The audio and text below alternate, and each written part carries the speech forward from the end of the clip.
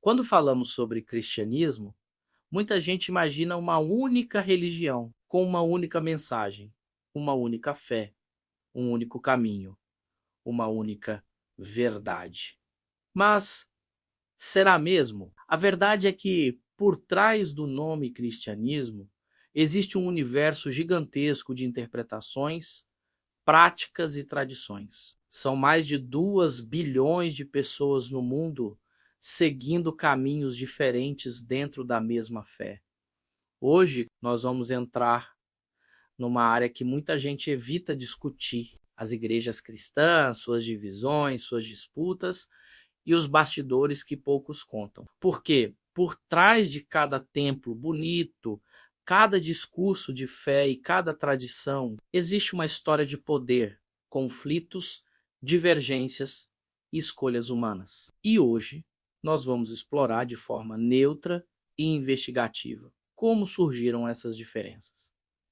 Por que existem tantas igrejas e quais são os pontos mais debatidos entre elas? Para entender isso, precisamos voltar ao início. E quando entendermos isso, muita coisa começa a fazer sentido. O cristianismo nasceu pequeno, humilde, quase clandestino. Tudo começa com os ensinamentos de Jesus e pequenas comunidades que se reuniam com simplicidade, compartilhando fé, comida e esperança. Eram grupos descentralizados, perseguidos, mas determinados. Com o tempo, essas comunidades cresceram e se espalharam pelo mundo.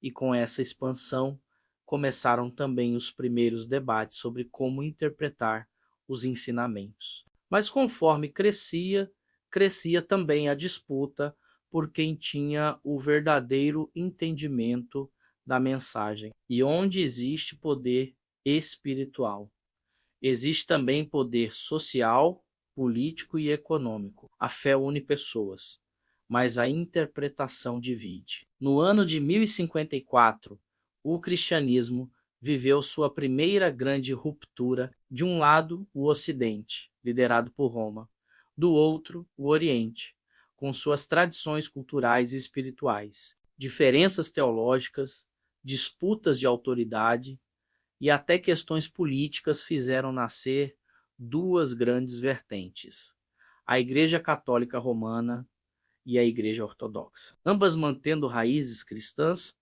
mas seguindo caminhos distintos.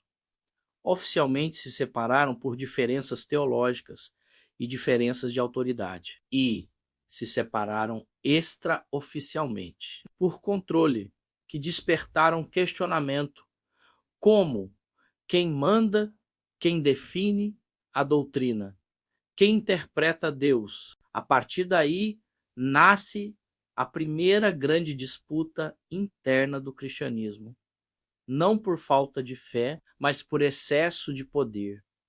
No século XVI, outra transformação profunda acontece. Lutero rompe com Roma, pois havia motivos espirituais. Mas também havia revolta contra abusos, corrupção e o acúmulo de riquezas da época. Martinho Lutero, ao questionar práticas da Igreja Católica, como a venda de indulgências e o excesso de autoridade centralizada, parte para o início da Reforma Protestante. A partir desse evento, surgem igrejas como a luterana, presbiteriana, batista, metodista, cada uma com o seu modo de interpretar a Bíblia e organizar a fé.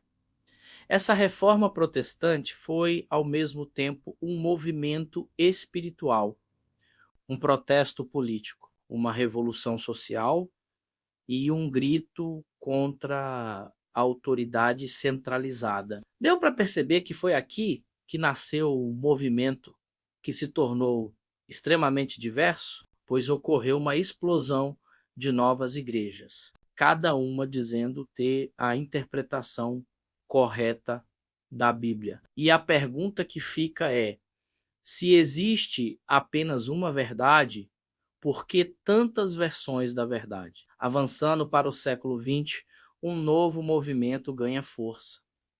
surge o pentecostalismo, trazendo aos cultos aquilo que muitas pessoas buscavam: emoção, manifestação e experiência direta com o divino. Neste ponto, eu deixo uma pergunta provocativa, reflexiva para você.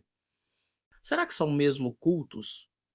E será que são experiências divinas? É comum e corriqueiro falar em milagres, curas, profecias e línguas estranhas. Para alguns, isso é prova da presença de Deus.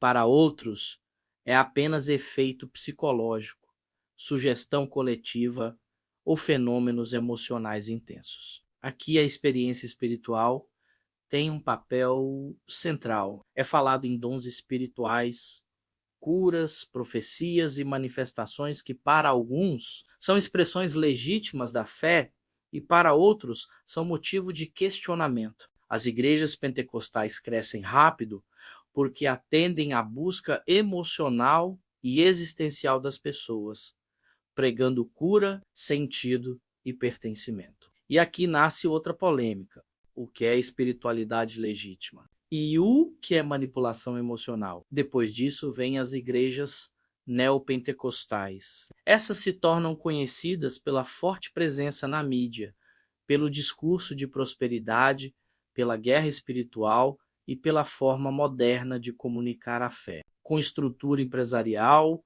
presença massiva na TV e na internet, campanhas milionárias e a famosa teologia da prosperidade. Para alguns, representam renovação e esperança. Para outros, levantam debates sobre práticas financeiras e teologia da prosperidade. Para seus seguidores, são templos de libertação e mudança de vida. Para seus críticos, são organizações que transformam fé em lucro. E aqui ficam as perguntas que muitos têm medo de fazer. Quando a religião usa dinheiro para crescer, até que ponto isso ainda é fé? Por que tantas divisões? A resposta envolve vários fatores. As diferenças de interpretação da Bíblia, porque onde existe interpretação, existe divisão. A influência cultural e política de cada época. Onde existe poder, existe disputa, a necessidade humana de criar grupos que representem sua visão espiritual. E, claro, a forma como cada comunidade entende o sagrado. E onde existe o desejo humano pelo sagrado, existe a necessidade de pertencimento. No final, o cristianismo não se dividiu por falta de fé. Ele se dividiu porque seres humanos tentaram transformar uma mensagem espiritual em um sistema organizado de controle, de ordem e de influência. Quando falamos de igrejas cristãs, falamos também de polêmicas, porque nos cultos modernos podemos ver a autoridade espiritual com expulsões de demônios ao vivo, o uso do dinheiro na fé, com promessa de prosperidade, as experiências sobrenaturais, com as curas instantâneas e as revelações específicas, a fragmentação das denominações, com a aparição de líderes com poder absoluto, o limite entre espiritualidade saudável e fanatismo, além de comunidades inteiras moldadas por medo ou culpa. Enquanto a ciência observa os fenômenos que podem ser medidos, a espiritualidade observa aquilo que é sentido, experimentado e vivido. E é justamente nesse encontro entre razão e fé que nasce a maior parte das controvérsias. Para alguns, isso é fé verdadeira. Para outros, espetáculo emocional. O cristianismo não é uma única realidade, ou seja, não é único quando visto por todos, porque cada vertente enxerga o cristianismo sob sua perspectiva. É um mosaico complexo de tradições, histórias, culturas e interpretações. E entender suas igrejas é entender também como a humanidade busca sentido, como organiza suas crenças e como transforma a espiritualidade em identidade. Afinal, o cristianismo ainda é uma mensagem espiritual ou se transformou em uma disputa de versões, egos e interesses? Nenhuma religião é perfeita, nenhuma interpretação é absoluta. Mas a espiritualidade, essa sim, é universal. Se você quer saber de fato o que é espiritualidade, deixa aqui um comentário. Eu quero saber mais sobre espiritualidade. Se você gosta de conteúdos que questionam, investigam e revelam aquilo que muitos preferem esconder, deixe seu like e se inscreva no canal.